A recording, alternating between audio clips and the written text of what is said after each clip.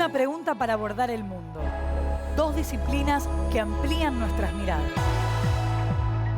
Vos que estás ahí, en tu casa, en las aulas. Porque saber es sentir y sentir es aprender. Nosotros seguimos educando.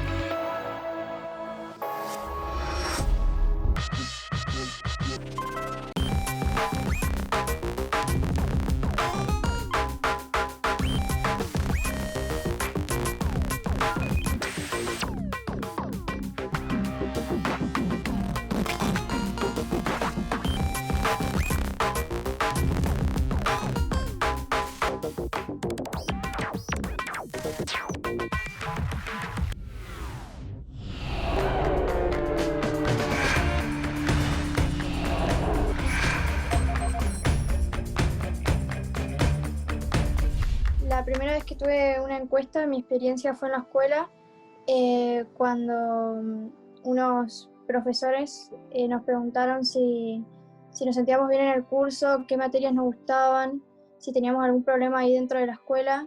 En mi colegio me tocaron responder varias encuestas sobre diversos temas, sobre todo de la materia de biología, o también, sobre todo de biología, por el tema de adicciones o trastornos alimenticios, y también realicé encuestas para un trabajo de ética.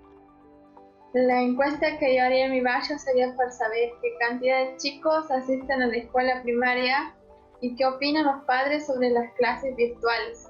Los gráficos hablan, me parece que es una frase muy reveladora, porque cuando vos ves un gráfico, casi cualquiera, sobre algún determinado tema, la información, y si sabes leer el gráfico sobre determinada cosa, te va a parecer bastante contundente. La estadística es una ciencia que utiliza métodos para recoger, organizar y analizar datos para obtener resultados válidos sobre la realidad. Que se hacen para estudiar la situación de determinada cosa que se quiere estudiar, ¿no? No, la verdad que no tengo ni idea de lo que es una estadística. Si yo tendría que hacer una encuesta acá en mi barrio, me gustaría preguntar sobre si les gustaría que asfalten la calle, porque vivo en una calle que es de tierra. Una estadística es una rama de la matemática que se encarga de recabar datos por medio de encuestas o censos, después los analiza, los estudia, los agrupa y se encarga de después llegar a una conclusión y poder representarlo por medio de hechos gráficos o otros medios. La pandemia del COVID-19 nos cambió la vida a todos y todas y tuvimos que aprender muchas cosas. Una de ellas fue la lectura e interpretación de datos, estadísticas y gráficos. Pero, ¿cómo hacemos para leer e interpretar un gráfico matemático en relación a temas como el COVID? Y por otro lado, cuando vemos en un medio de comunicación un gráfico relacionado con la pandemia, ¿cómo se puede identificar el recorte conceptual que hay detrás? Los gráficos de datos estadísticos son un gran elemento para analizar distintas esferas de la realidad desde las disciplinas sociales. La lectura e interpretación de estadísticas implica una reflexión individual y colectiva, dado que los números no nos dicen nada por sí solos, sino que tenemos que hacerlos hablar, considerando el contexto. Hacer hablar a los números no es una tarea sencilla. Debe hacerse con paciencia y con criterio. Una buena manera de posicionarse ante un gráfico es identificar a qué dimensiones de la realidad hace referencia. En el caso del COVID-19, por ejemplo, podríamos preguntarnos, ¿qué nos muestra este gráfico? ¿Tiene dimensión temporal? ¿Nos marca la evolución del número de infectados en relación al tiempo transcurrido desde el primer caso? ¿Ese gráfico está presentando la cantidad de contagiados de cada provincia? ¿Da cuenta de las camas de terapia ocupadas en el sistema de salud de nuestro país? ¿Qué otras variables de la pandemia está poniendo en juego? En las ciencias sociales existe un método que se denomina análisis comparativo. Se trata de un procedimiento sistemático y ordenado para examinar relaciones, semejanzas y diferencias entre dos o más objetos o fenómenos. Esto tiene la intención de llegar a determinadas conclusiones. Esta forma de análisis es utilizada en la sociología, la antropología, la economía, la historia, la geografía, la psicología social y en una medida muy importante en la ciencia política. Un análisis estadístico comparativo de cierta profundidad debe buscar causas y tratar también de plantear hipótesis. Ante una situación como la actual, entonces, ¿qué nos dicen los gráficos sobre la pandemia?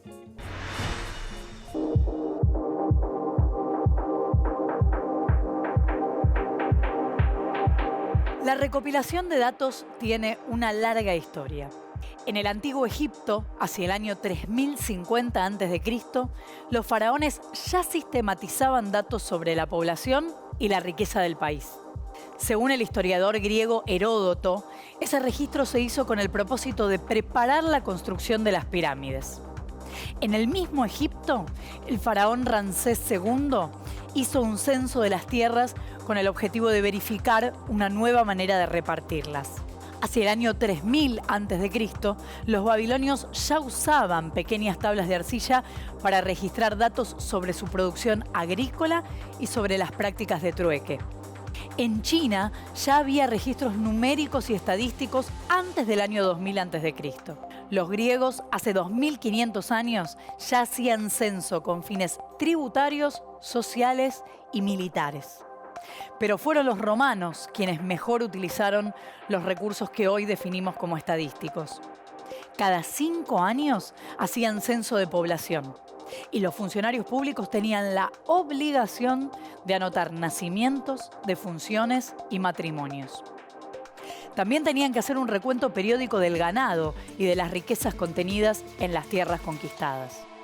Durante los 1000 años posteriores a la caída del Imperio Romano en Europa, se perdió el interés por los registros masivos de datos estadísticos, pero existieron excepciones, como los datos compilados por Carlomagno y los censos de siervos en Francia durante el siglo IX o bien el Domesday Book, un gran censo efectuado a pedido de Guillermo el Conquistador en la Edad Media.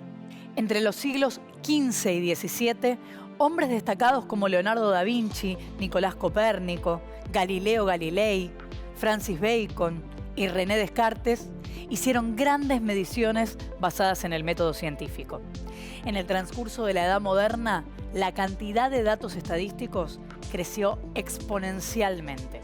Durante el siglo XVIII empieza el auge de la estadística descriptiva en asuntos sociales y económicos. A comienzos del siglo XIX se asentaron las bases de la probabilidad como rama del conocimiento, con los trabajos de Joseph-Louis Lagrange, Pierre-Simon de Laplace, Carl Friedrich Gauss y Simon Denis Poisson. En el siglo XX, Ronald Arnold Fisher se convierte en una de las figuras más influyentes de la estadística.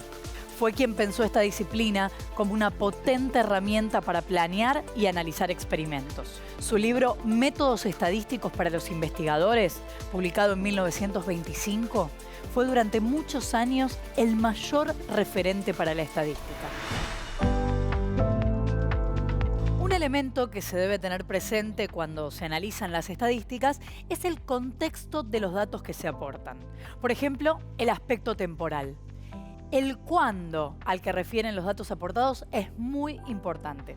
Si no contamos con periodos de tiempo comparables entre dos variables, nuestras lecturas pueden resultar en conclusiones erróneas. Un ejemplo de esto es el caso del COVID-19. Es que el virus se ha desarrollado en distintos momentos en cada país del mundo y eso dificulta una comparación literal entre cada una de las naciones en cuanto a las fases de avance o retroceso de las medidas a tomar.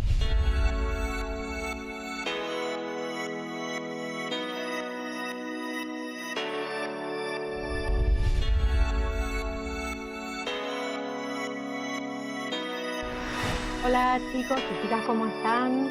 Bueno, gracias por esta invitación.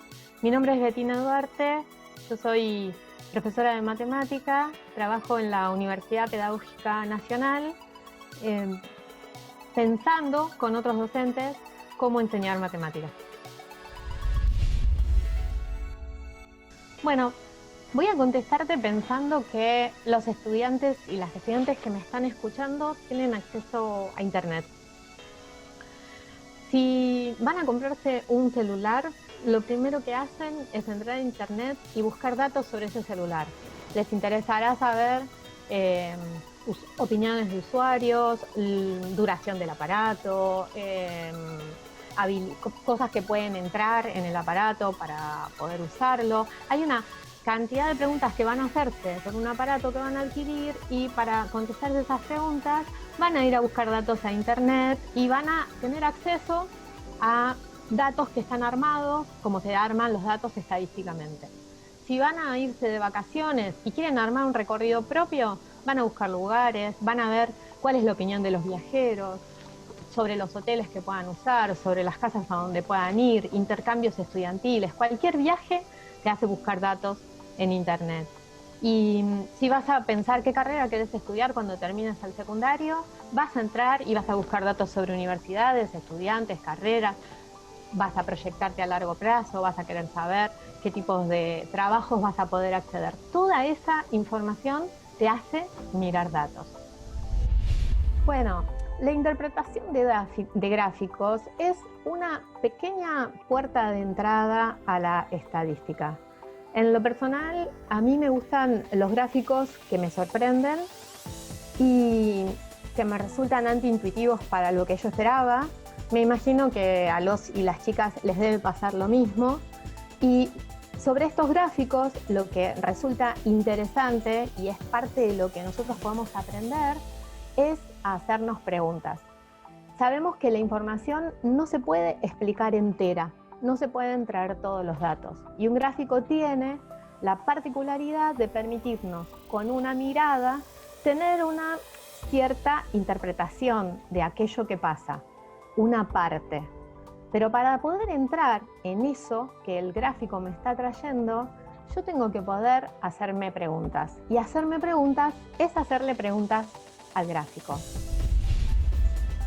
Partamos que, como venimos diciendo, las estadísticas, los grandes volúmenes de datos nos rodean. Y esos datos y esas estadísticas son utilizadas para convencernos de tomar decisiones. Así que me parece que cuando los y las chicas en la escuela secundaria están interesados por hablar de temas que les afectan, que les interesan, que los movilizan, como la violencia familiar, como el tema del aborto, como el consumo de alcohol y las consecuencias presentes y futuras, ahí tenemos una gran oportunidad para aprender a usar la estadística. Usos múltiples si pensamos todas las cosas que venimos diciendo. Si pensamos en la necesidad de recurrir a las estadísticas para salir de vacaciones, para adquirir objetos, también para decidir qué probabilidad tiene un tratamiento médico de dar en la tecla o no, y qué riesgos asumimos cuando llevamos adelante algún tipo de tratamiento médico. Me parece que mientras la información esté alrededor nuestro y los datos viajen junto con nosotros, el uso que los y las chicas puedan darle a la estadística es el uso que todos los adultos podemos darle a la estadística. En algunos países las estadísticas están menos desarrolladas, y también es cierto que en algunos países donde las estadísticas están muy desarrolladas, no por ello resultan igualmente confiables. La confiabilidad en los datos es algo que tenés que desarrollar vos, y lo tenés que hacer con el espíritu de un ciudadano digital que entiende que este mundo es un mundo de datos, que el uso de los datos es un uso que tiene intenciones y que hay que poder despejar esa maraña de cuestiones y llegar al hueso entendiendo cuáles son las intenciones que hay detrás de esa información y qué podés hacer vos frente a eso. Muchos estudios estadísticos se apoyan en un conjunto de datos que deben ser correctamente analizados e interpretados. Por eso, la elaboración de un gráfico es de gran importancia y esta es una manera clara de comunicar los resultados de un trabajo. Los gráficos, entonces, se proponen facilitar la comprensión y el análisis de los expertos para llegar a un público más amplio por medio de la divulgación. Siempre hay intenciones a la hora de comunicar, siempre se comunica con un objetivo. Lo hacen los expertos cuando quieren presentar datos estadísticos y también lo hacen las personas que trabajan en medios de comunicación.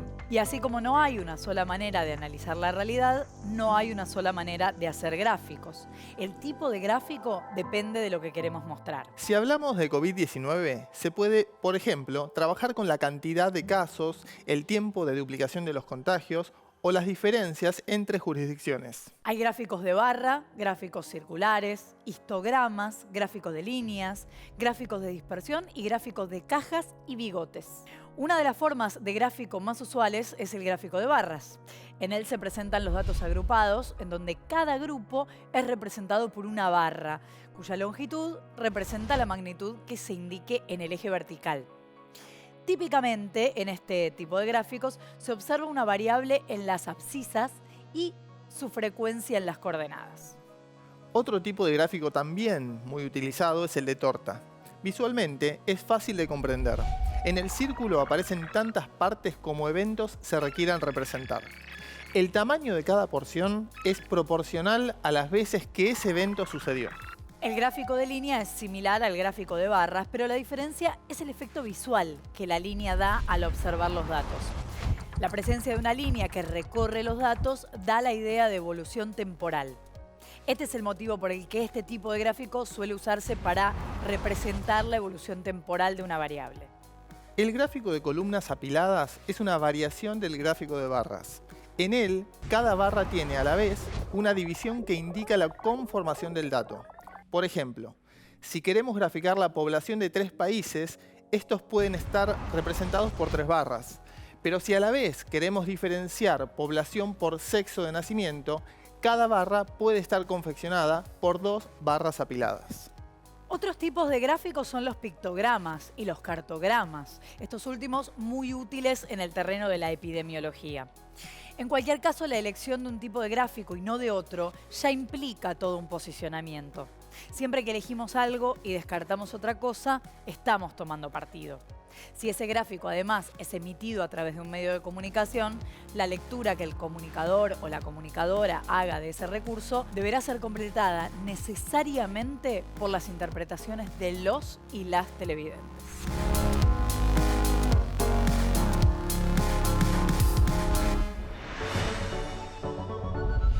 Uno busca representar información en gráficos justamente para que la persona que lo va a leer entienda mejor, más fácil, de manera más simple, qué información relevante tienen esos números.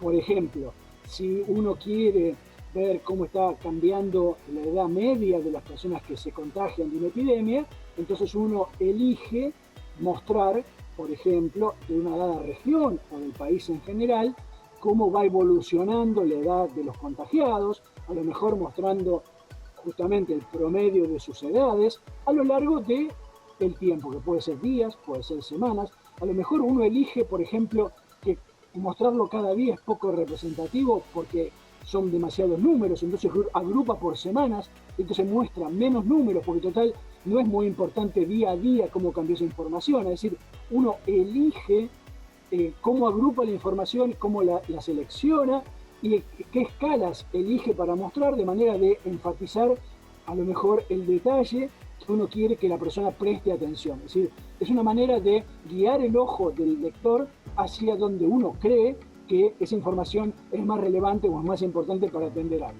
Bueno, cuando armo gráficos, obviamente trato de mezclar Una parte de la cual conozco más, porque fui docente universitario, soy docente universitario de hace muchos años, y es mi experiencia de cómo el que va a mirar el gráfico le presta atención, qué es lo que lee, qué es lo que le interesa. Es decir, una parte es el contenido en sí mismo del gráfico, y otra parte, que no es mi formación personal, que sería la parte de diseño, más diseño gráfico, porque hay una parte importante en el gráfico, y es que el gráfico se vea además no solo desde el punto de vista de la información sustancioso, sino que se vea atractivo para la persona. Hay un equilibrio entre que el gráfico sea agradable a la vista, que llame la atención, que atraiga la atención de la persona que lo va a mirar, pero a su vez que ponga la atención en lo importante que son los datos y no que se pierda en la forma del gráfico.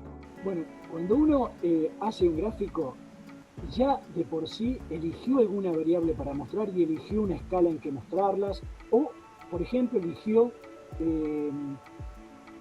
comparaciones para hacer que ponen el mismo gráfico. Por ejemplo, comparar datos de casos de una provincia con otra. Bueno, eso ya implicó un recorte de la realidad. Es decir, que aunque los datos estén bien y aunque estén bien volcados, siempre hay una cierta subjetividad.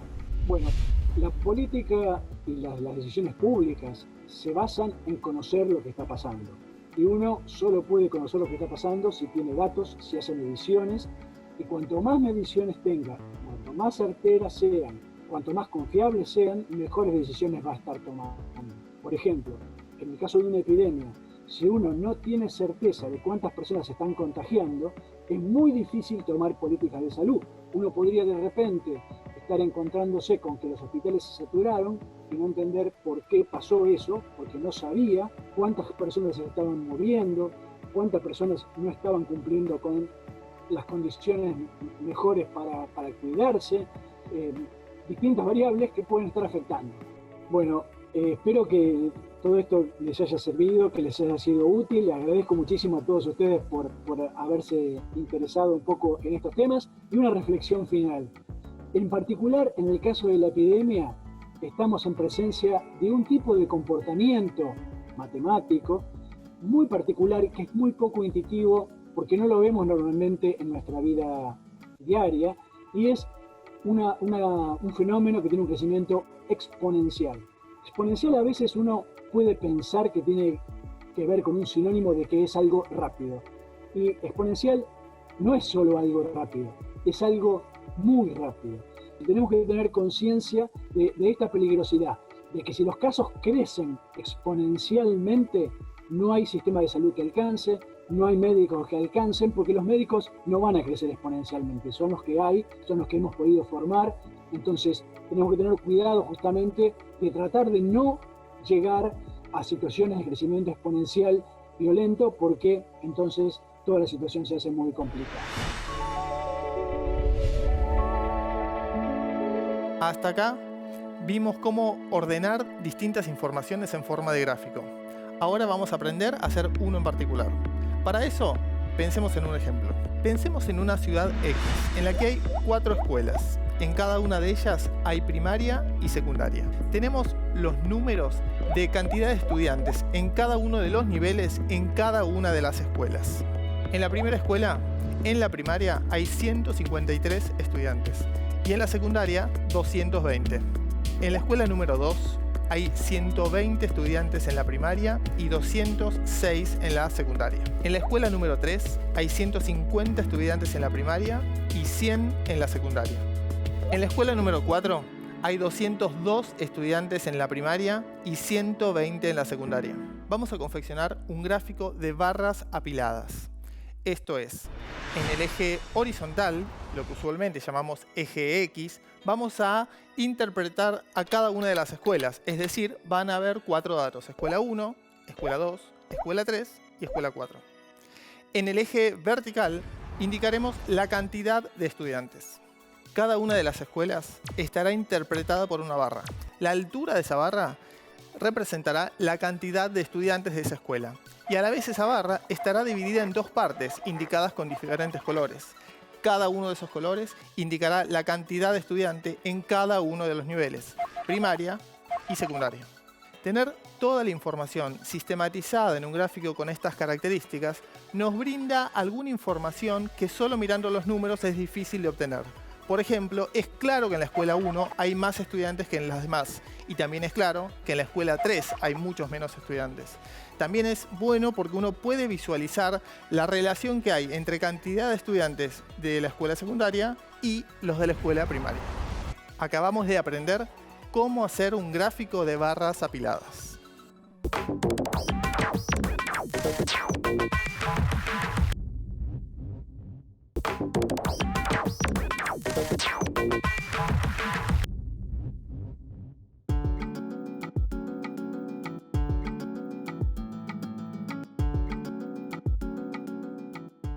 La información es siempre vital para nuestras vidas y para la interpretación también que hacemos de los hechos.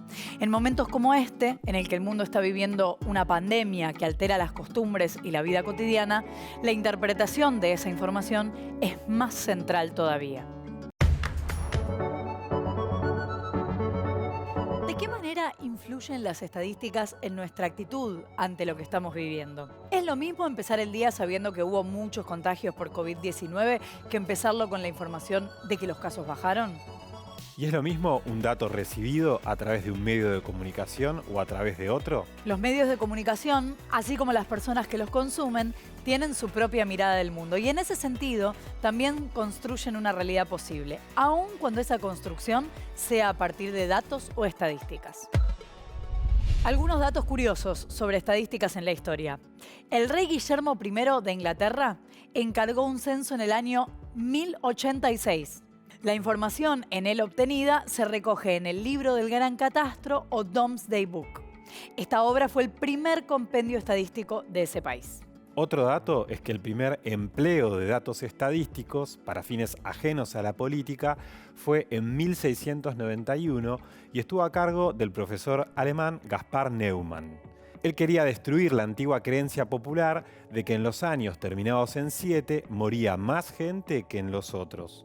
Revisó miles de partidas de defunción de su ciudad con mucha paciencia y así pudo demostrar que en los años 7 no fallecían más personas que en los demás. Los procedimientos de Neumann sirvieron de base para las tablas de mortalidad que hoy utilizan todas las compañías de seguros. ¿Qué tal? En la actualidad, la estadística se ha convertido en un método efectivo para estudiar con más precisión los valores de datos económicos, políticos, sociales, biológicos y físicos. En este sentido, se trata de una gran herramienta para relacionar y analizar esos datos. El trabajo del experto estadístico no consiste solamente en reunir y organizar los datos, sino sobre todo en interpretar esa información. La tarea de quienes trabajan en los medios de comunicación, entonces, es fundamental para que los gráficos y las estadísticas sean correctamente transmitidos al público. Del mismo modo, los y las estudiantes tienen la tarea de analizar de manera crítica los gráficos que les son mostrados, tanto en el aula como en los medios. Aún en tiempos de pandemia hay que estar atentos y atentas para que esos datos sean, a nuestra vista, más transparentes.